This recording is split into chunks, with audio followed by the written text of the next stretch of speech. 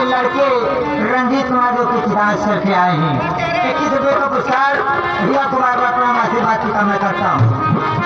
और मैं क्या कह रहा हूँ गेट के मास्टर जी नीचे में मौली गाड़े हाथ पाए हैं।